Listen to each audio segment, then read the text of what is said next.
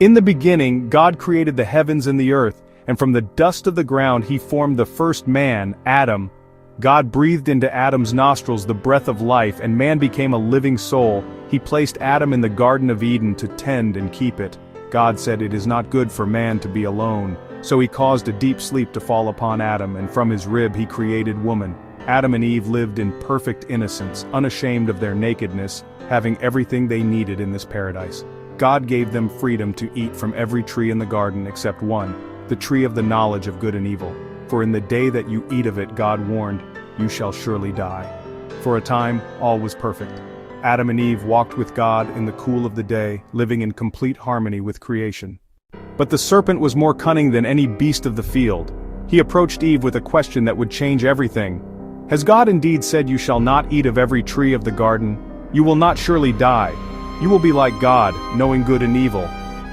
Eve saw that the tree was good for food and pleasant to the eyes. She took of its fruit and ate, and gave also to her husband who was with her. Then the eyes of both were opened, and they knew that they were naked. For the first time they felt shame and fear.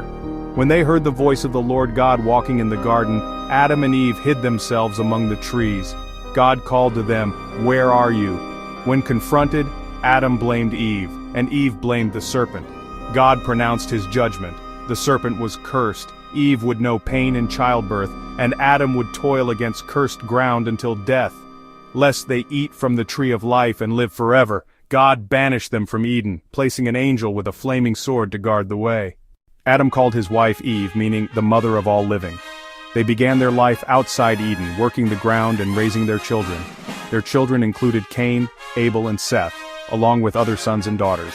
Adam lived to the age of 930 years. This story teaches us about temptation, free will, and the consequences of our choices. It explains the origin of human hardship and our need for redemption. As the Apostle Paul taught, because of the sin of Adam, death came upon all. Because of the righteousness of Christ, life is given to all. The story of Adam and Eve remains foundational to our understanding of humanity, responsibility, and God's plan for redemption through all generations.